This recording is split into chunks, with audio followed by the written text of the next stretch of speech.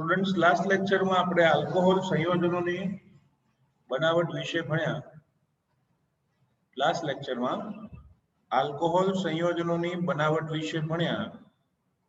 આજે આપણે જોઈશું ફિનોલ સંયોજનોની બનાવટ.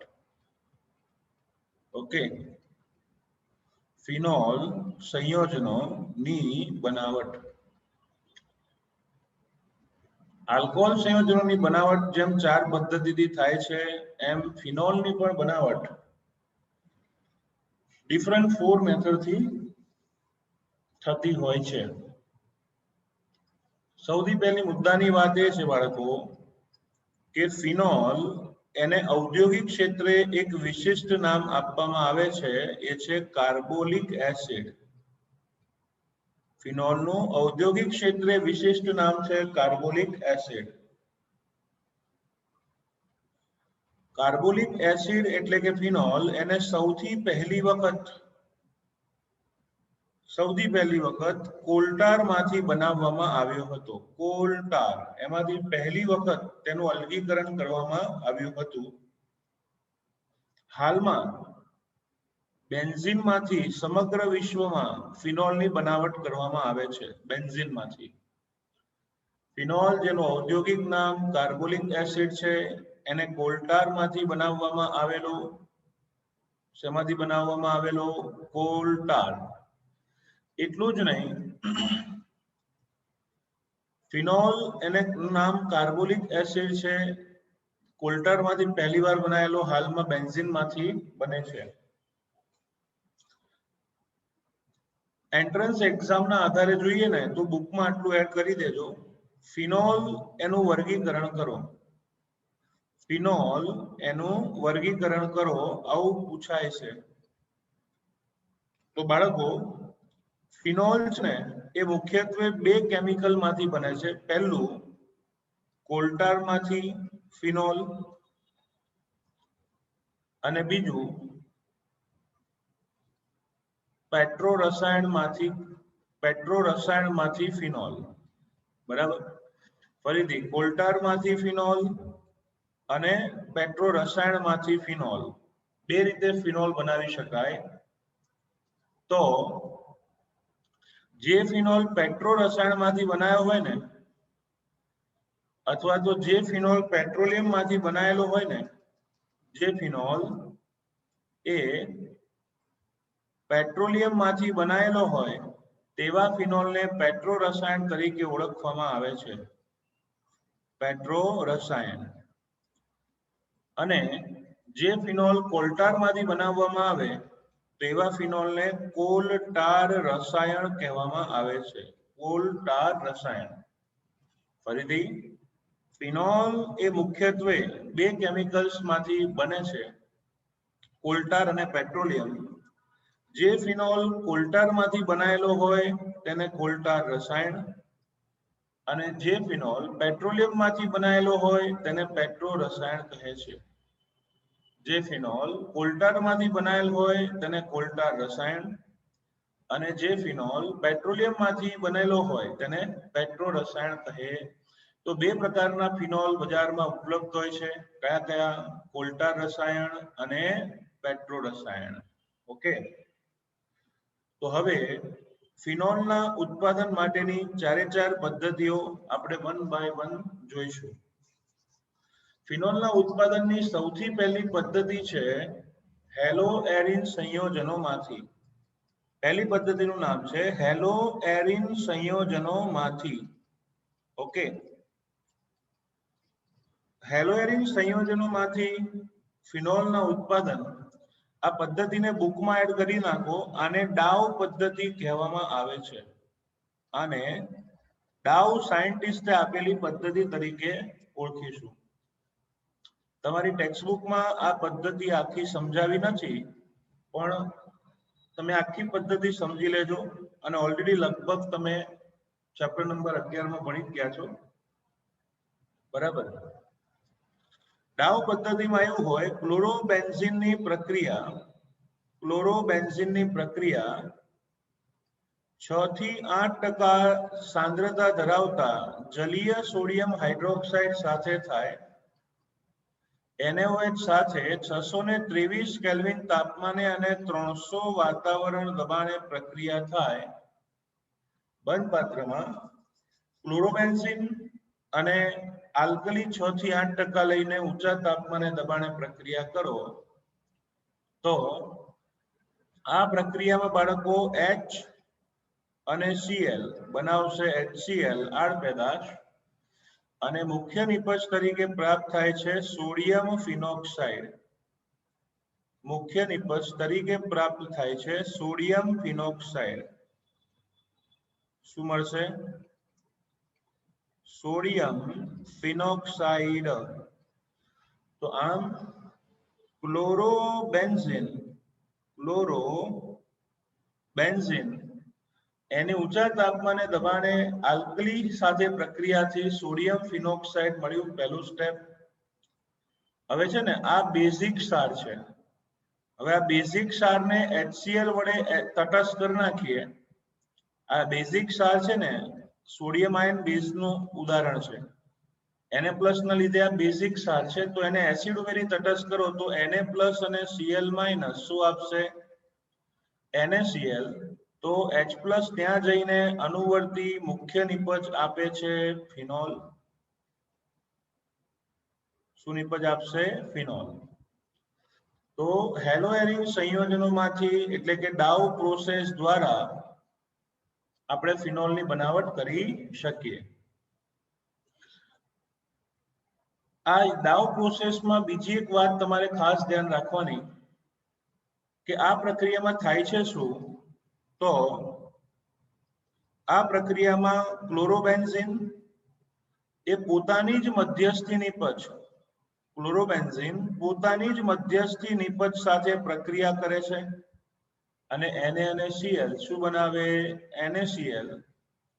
તો પોતાની જ મુખ્ય નિપજ સાથે પ્રક્રિયા કરે છે મધ્યસ્થી નિપજ સાથે અને ગુલાબ જળની સુગંધ ધરાવતો પદાર્થ આપે છે ડાયફિનાઇલ ઇથર.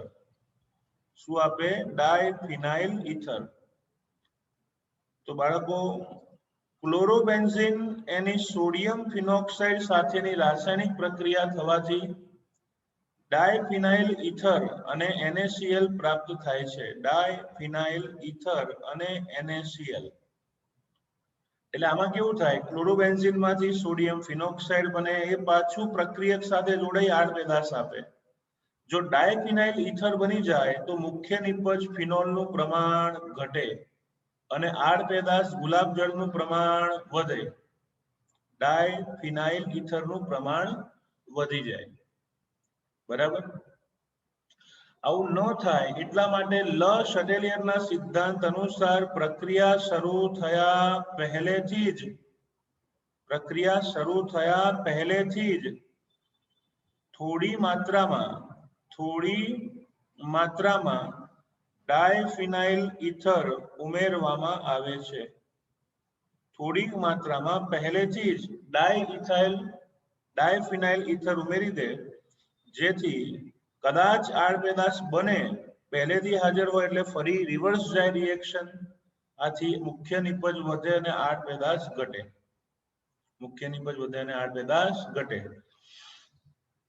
ઘણી વખત બે વાર તો એવું થયું છે, એન્ટ્રન્સ એક્ઝામમાં આવ્યું છે કે ડાઉ પદ્ધતિની આડ પેદાશનું IUPAC નામ શું?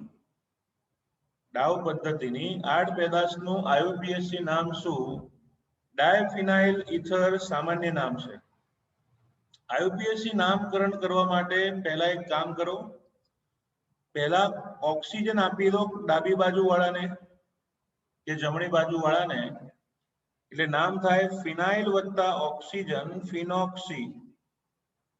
અને બાકી શું વધ્યું? બેન્ઝીન. તો આખું નામ થાય ફિનોક્સી બેન્ઝીન. શું નામ થશે? ફિનોક્સી બેન્ઝીન. તો ક્લોરોબેન્ઝીનની સોડિયમ ફિનોક્સાઇડ સાથેની પ્રક્રિયાથી નિપજ પ્રાપ્ત થશે ફિનોક્સી બેન્ઝીન. ઓકે, તો આ થયું ફર્સ્ટ સ્ટેપ, ડાઉ પદ્ધતિ દ્વારા ફિનોલનું ઉત્પાદન. ચલો, ત્યારબાદ આવે છે સેકન્ડ મેથડ, એનું નામ છે BSA માંથી. ઓકે, BSA એનું આખું નામ છે બેન્ઝીન સલ્ફોનિક એસિડ. શું નામ છે? બેન્ઝીન સલ્ફોનિક એસિડ માંથી ફિનોલની બનાવટ. બેન્ઝીન સલ્ફોનિક એસિડ માંથી ફિનોલ બનાવવા માટે સૌ પ્રથમ બેન્ઝીનની સલ્ફોનેશનની પ્રક્રિયા ઓલિયમ સાથે થાય. આપણે ઓલિયમને ધોરણ 11 માં કહેતા હતા સાંદ્ર સલ્ફ્યુરિક એસિડ વત્તા SO3. તો ઓલિયમ વડે બેન્ઝીનનું સલ્ફોનેશન કરો તો પહેલા તબક્કામાં તમને નિપજ મળશે બાળકો BSA સાયકલની કંપની બેન્ઝીન સલ્ફોનિક એસિડ. આ બેન્ઝીન સલ્ફોનિક એસિડ મળી ગયા બાદ બેન્ઝીન સલ્ફોનિક એસિડ મળી ગયા બાદ એમાં બેઝ ઉમેરો સોડિયમ હાઇડ્રોક્સાઇડ. શું ઉમેરશો? બેઝ. તો પહેલા સ્ટેપમાં શું થાય ખબર છે? જો અહીંયા પ્રક્રિયા સમજવા જેવી છે. બે હાઇડ્રોજન દેખાય છે, બે ઓક્સિજન દેખાય, બે સોડિયમ દેખાય 3 માં, અને અહીંયા SO3H છે. શું છે? SO3H. તો હું શું કરું છું? સૌથી પહેલા એક સોડિયમ અને SO3H શું વધશે? સોડિયમ હાઇડ્રોજન સલ્ફાઇડ છૂટવું પડે પહેલા સ્ટેપમાં. પછી જુઓ બે હાઇડ્રોજન અને એક ઓક્સિજન શું આપશે? H2O. તો NaHSO3 બે હાઇડ્રોજન ઓક્સિજન H2O, તો એક ઓક્સિજન વધ્યો, એક સોડિયમ વધ્યો. તો એ ઓક્સિજન અને સોડિયમ નિપજ તરીકે જમા થાય તો આવે O Na+, અર્થાત સોડિયમ ફિનોક્સાઇડ. શું આવશે? Sodium phenoxide. ઓકે. આમ બેન્ઝીન સલ્ફોનિક એસિડ એમાં બેઝ ઉમેરતા સોડિયમ ફિનોક્સાઇડ આપે છે. આ સોડિયમ ફિનોક્સાઇડ એને એસિડિક કરો HCl સાથે. જો એને એસિડિક કરશો તો બાળકો Na+ અને Cl- શું આપશે? NaCl. ઓકે. જ્યારે બી સોડિયમ દૂર કરવો હોય તો એસિડ ઉમેરી દેવાનો. તો H ત્યાં જઈને અંતિમ નિપજ કઈ આપે? ફિનોલ આપે. અંતિમ નિપજ કઈ આપશે? ફિનોલ. તો આમ આલ્કલી ઉમેરીને એસિડિક દ્રાવણ ઉમેરશો તો છેવટે ફિનોલ મળે ને. તો આપણા ટેક્સ્ટ બુકના લેખક શ્રીએ આ બંને સ્ટેપને ટૂંકમાં રજૂ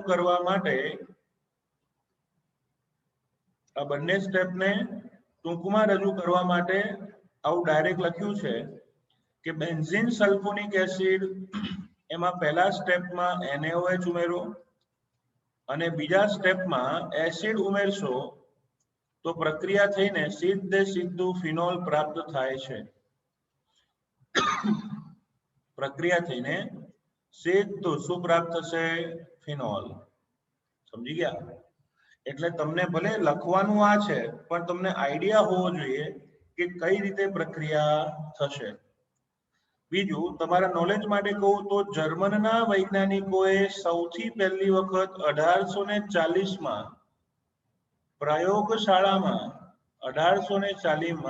પ્રયોગશાળામાં આ રીતે પહેલીવાર ફિનોલ બનાવેલો હતો.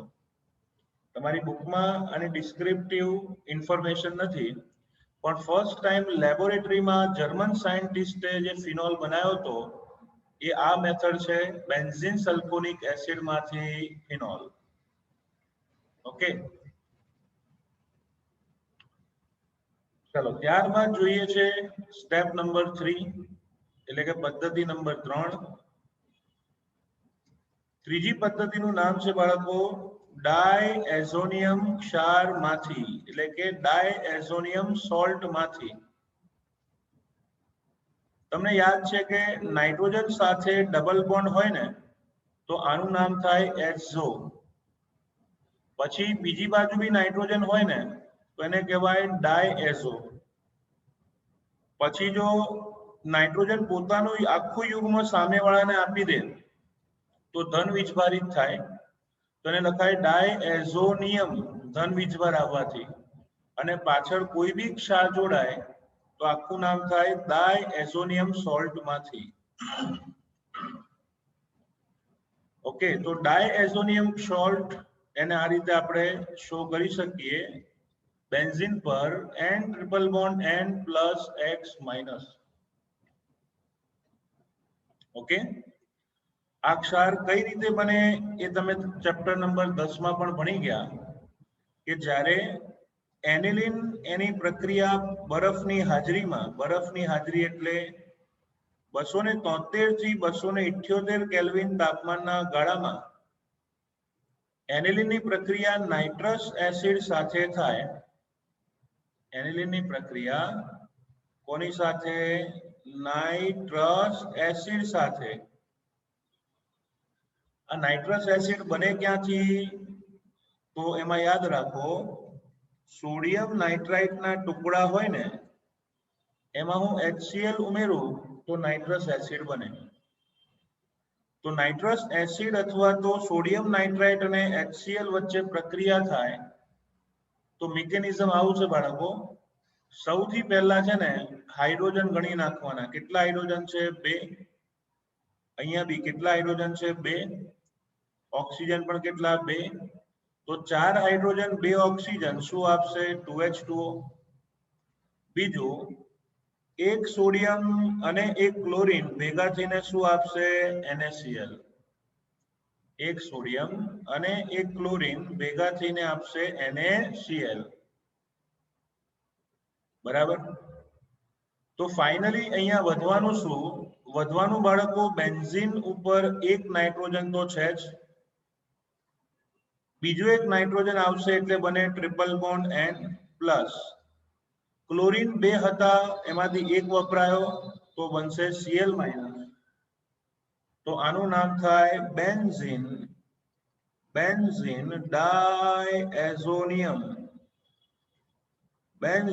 ડાયએઝોનિયમ ક્લોરાઇડ ક્ષાર.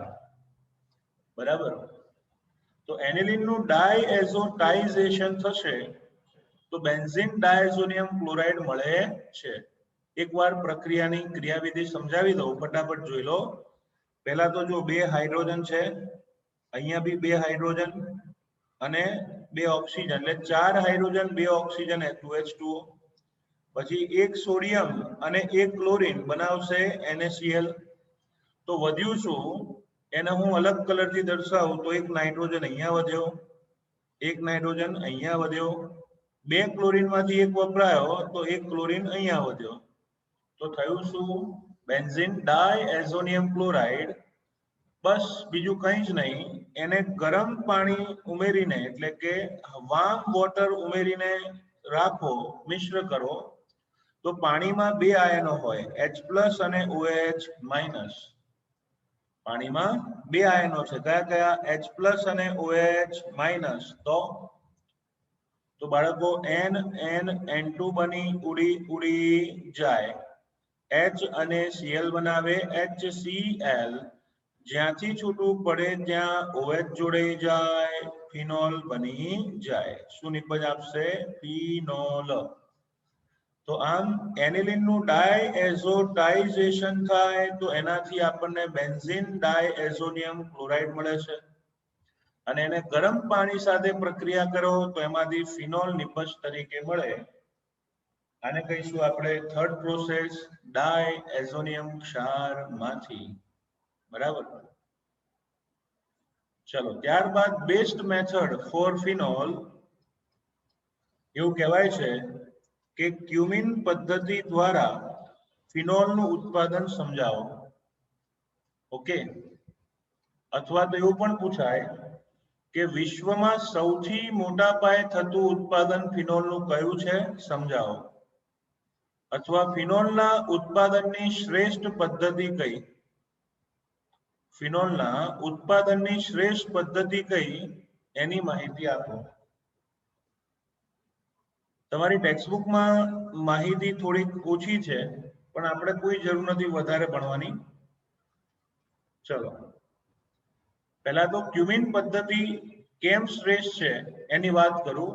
આ પદ્ધતિ એમાં ઉત્પાદન ખર્ચ ઓછો છે उत्पादन खर्च ओछो छे अने शुद्धता ऊंची छे।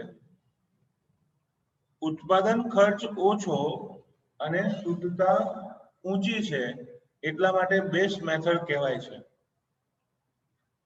આ ક્યુમિન પહેલા તો હું તમને એક્સ્ટ્રા ભણાવું છું અહીંયા JEE માટે કે ક્યુમિન બને કઈ રીતે, તમારી ટેક્સ્ટ બુકમાં નથી આપ્યું। ક્યુમિન બનાવવા માટે સૌપ્રથમ બેન્ઝીન અને પ્રોપીન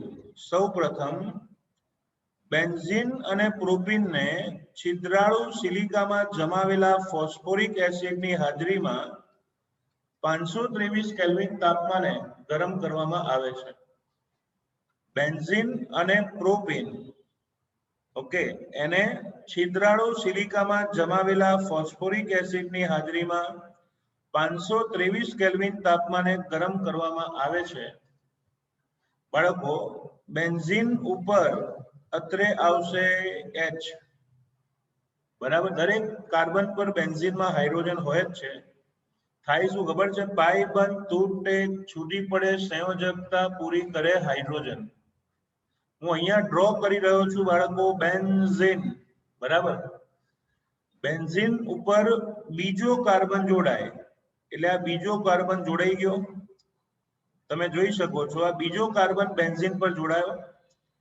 છૂટો પડેલો હાઇડ્રોજન બેન્ઝીન પર બીજો કાર્બન અહીંયા જોડાય તો છૂટો પડેલો હાઇડ્રોજન છેડાના કાર્બન પર જતો રહે, H જાય તો જ CH આવે ને, એટલે હાઇડ્રોજન છેડે જતો રહે તો બને CH2 + H CH3 CH2 + H CH3 અને ડાબી બાજુ પણ આવે CH3। આને ક્યુમિન તરીકે ઓળખવામાં આવે છે, ઇન્ડસ્ટ્રીયલ નેમ ક્યુમિન। બીજું એક નામ છે બાળકો આઇસોપ્રોપાઇલ બેન્ઝીન। શું નામ છે? આઇસોપ્રોપાઇલ બેન્ઝીન। તમે જુઓ છેડાના પડોશી કાર્બન પર મિથાઇલ સમૂહ છે ને એટલે નામ શું આપ્યું? આઇસોપ્રોપાઇલ બેન્ઝીન। ઓકે ચલો, આઇસોપ્રોપાઇલ બેન્ઝીન એના પછી બીજું એક નામ પણ છે, સેકન્ડ નેમ। આને IUPAC નામ લખવું હોય, IUPAC નામ, તો એની પણ એક સ્પેસિફિક મેથડ છે।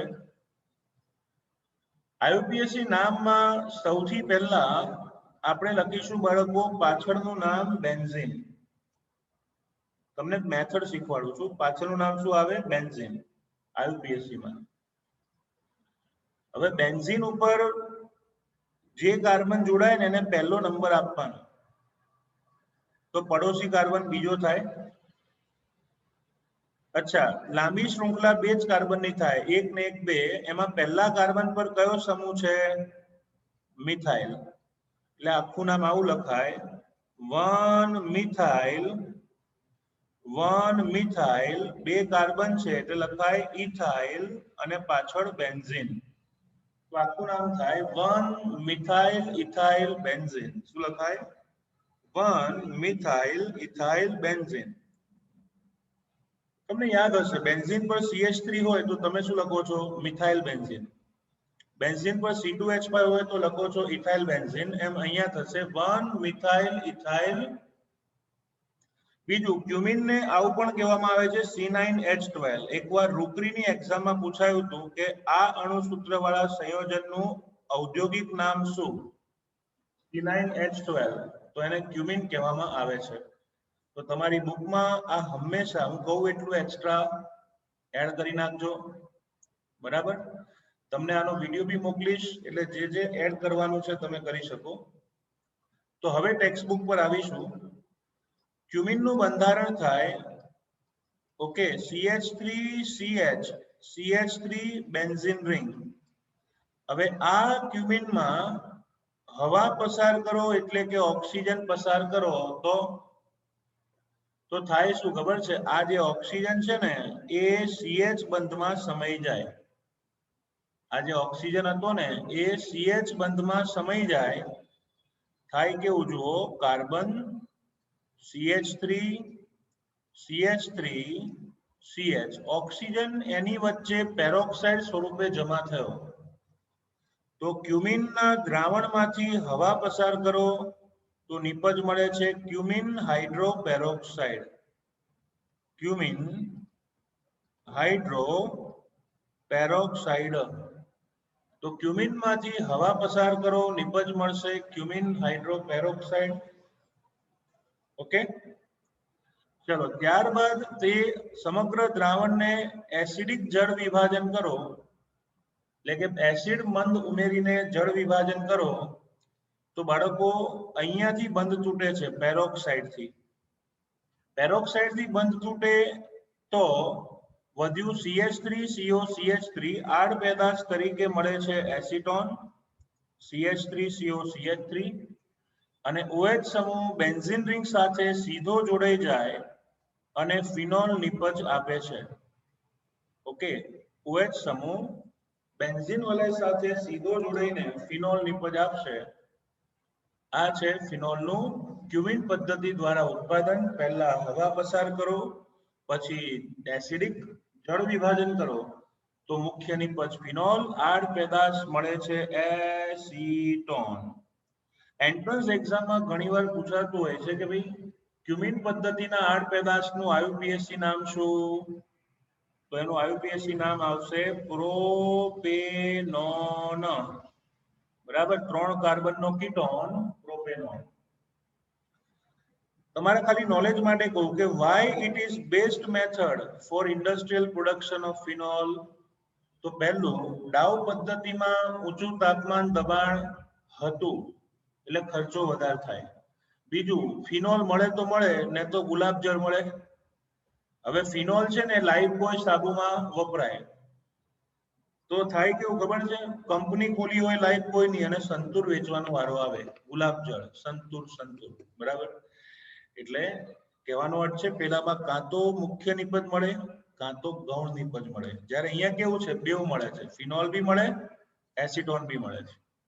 બીજું, આડ પેદાશ તરીકે મળતો એસિટોન એ અગત્યનું ઔદ્યોગિક રસાયણ છે. તે નેલ પોલિશ રિમૂવર છે. શું છે? Nail polish remover. દુનિયાનું સૌથી અચળ વેગી બિઝનેસનું મુખ્ય કેમિકલ કહેવાય.